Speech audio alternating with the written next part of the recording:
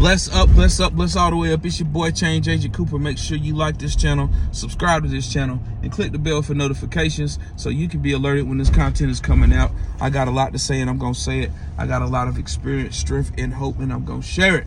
For me not to, that would be blasphemy.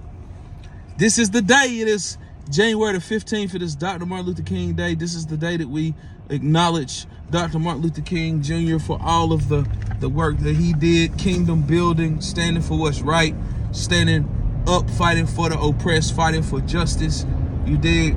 And on this day, I just want to share a little bit about, what got me into the reentry work, because, man, even on this day, I'm headed to the office. You feel me? I told my team, I say, look, y'all off for MLK Day. You did. But that don't mean I ain't going in the office. And so let me tell you, like, the work that I'm doing, like, it don't feel like work, fam. I am in my grace. I am walking in my purpose. I am reaping the harvest God promised me, and I love what I get to do career-wise. Wow, it don't feel like work, but I just wanted to share with you for a few moments. This video may get up to maybe about 6 or 7 minutes. I'm gonna try to keep it short, but I might get turned up a little bit because I'm coming off the top of the dome and from the heart. It wasn't scripted. So what got me in the reentry work? It was the year 20. First and foremost, I was working at Neil Dobbins Center. Let's go back in the day. I was working at Neil Dobbins Center, and I had applied for a job with the Vera Pathways. Had a program that was doing the Vera Institute of Justice, and they were working with people on study release. So people who was getting out of prison to come to AB Tech Community College to study, coming out of prison to school, and then they go back to prison, and then some of them was getting released to Asheville, housed in Asheville, going to school, finishing a degree, going to work. So it was the year 2014, and I had applied for a job to work as the education navigator. At this time I was working at Neil Dobbins Center. I was starting to get burnt out because when you working in crisis work, it's hard. You got to be intentional about taking care of yourself, and sometimes you have to switch your job up. That's why you see clinicians and stuff move around. So anyway, so I had applied for this job as this education navigator. Had a great interview. I'll never forget, Mark Soller was in there, Amy Griffin was in there, and my man Brent Bailey was in there. The interview almost went to like a planning session. It sounded like they was ready to move forward with me, but they couldn't hire me at the time. This is the year 2014. The reason they couldn't hire me for that role, because that role required a person to go inside the prison, and I had just got off of probation in December of 2013. Now granted, this was early 2014. So I had applied for that job. They fought for me. Shout out to Mark Soller, man. He tried to fight for me to get that job. He not tried, but he fought for me to get that job. But at the time it was what, DPS? It wasn't Division of Public Safety. Was it Public Safety back then? Yeah, it was Division of Public Safety back then. DPS, they wasn't having it. They was not budging on that. You have to be off of probation for 1 year before you can go into prison. So I didn't get that job. Heart was hurting a little bit, but my passion for reentry was there. So fast forward a little bit, I was working at AB Tech. One of the recruiters named Lee Fisher invited me into BCC, which is Buncombe County Correctional. This is the minimum custody prison. She would go in there and talk about AB Tech and the offerings that AB Tech had, and she invited me to come because I was outspoken about my recovery testimony and stuff. And so I was working at the community college at the time. I want to say this was in 2015, and she invited me to come inside the prison and share my testimony. And when I did, man, I remember being in that chapel, sharing my recovery testimony and about my career and what it takes to be successful post-release from prison, and just looking them guys in the eyes, man, and seeing the sparkle, seeing the hunger, seeing the passion, seeing the optimism, man, hearing the optimism in their voice, and them just perking up, and even the feedback that I had got from Lee, because she was telling me like, wow, you really did it in there, man. Those guys was really into it. And I was like, yeah, I know, man. I could tell. And it was like wow, it was like I could feel the spirit of the sovereign Lord on me as I was talking to those guys, man. And that was it. That was like the one factor. So Lee Fisher is definitely a change agent for inviting me to inside that prison because it did something to me. So time went by, and let's talk back about this Vera Pathways program. So that Vera Pathways program got up and running. And so it was the year 2016, and I was starting to meet all of these people that was getting out of prison and coming to Asheville and taking life serious. And for the most part, I wasn't knowing a lot of people who had just got out of prison who would stay the course and continue to do the right thing. But dealing with these folks coming out of Vera Pathways, and I was working at AB Tech at the time, we started to build like a community of us, because what happened was Lindsley Dodge, shout out to my sis, had brought the students, because she was one of the navigators, and she was bringing those students, those are recently released, she would bring them all by my desk, because she knows me, we grew up together, you know what I'm saying? So she would bring them to meet me, and me just kind of do like some unofficial orientation to the college. Of course they would have to go through their new student orientation and everything, but I was basically a part of this like additional component of welcoming formerly incarcerated folks to the school. Like, hey, you belong here. And just connecting with them and starting to build community, man. There's several of them that's still in Asheville that are doing well, homeowners, some of them working governmental jobs, some of them working in the advanced manufacturing space, like some of them working as peer support specialists. It was crazy, bro. Like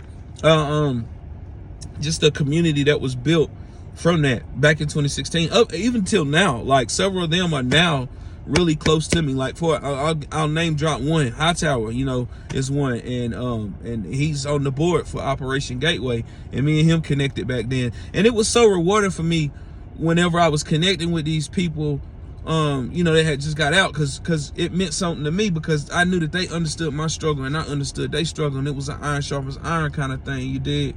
And we became like a family, and we still rock. We still all rocking with each other, But that's really what got me on fire for reentry, man, was that.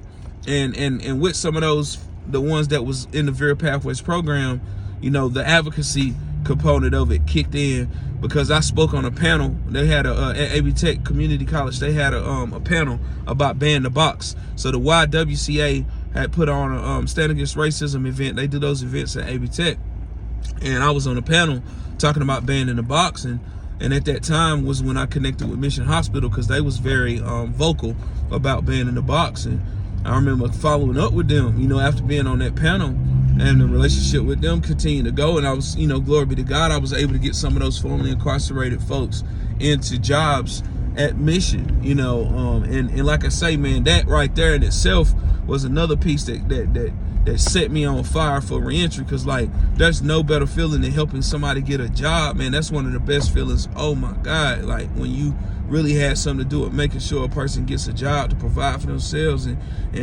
just being able to have that, that's like practical, tangible results, you feel me, from doing that work.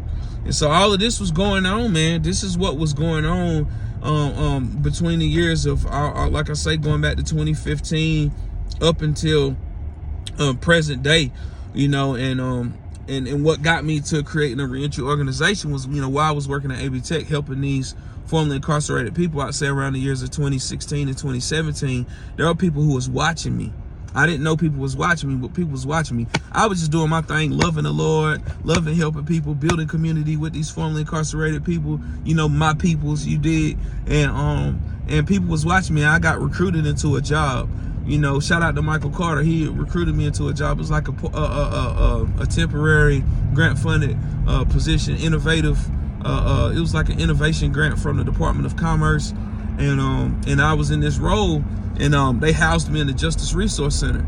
And so I was housed in the Justice Resource Center. Remember when the Justice Resource Center first opened back in 2017, and I would ride the elevator. And so I had access to ride the staff elevator, had a badge and everything, but working inside the courthouse for me was a unique experience. I knew some of the probation officers, and sometimes law enforcement don't view formerly incarcerated people as equals, you know what I'm saying? And so there was just some vibes I caught on the elevator from time to time, and I just chose not to ride that elevator, and I would ride the other elevator with the people who was coming for services. And I remember riding the elevator, man, and so many people just needing help, man, just needing additional help. And we have a reentry council that does great work. But what I learned when I was, riding the elevator, and when I started going over over and beyond in my role was that people needed some additional navigation in the reentry space. And that's when I first started doing the boots on the ground reentry, and I just went with the flow to help who I could, man. I'm talking about taking them to job interviews, accompanying them to NC Works, you know, going to these career expos and being a voice, you know, just learning, man, researching programs in other areas. And what ended up happening was I got connected with some people in DC. You know, shout out to Lamont Carey, shout out to my man Kevin Sibley in Boston. Shout out to them. Shout out to the late Chuck Manning from Durham.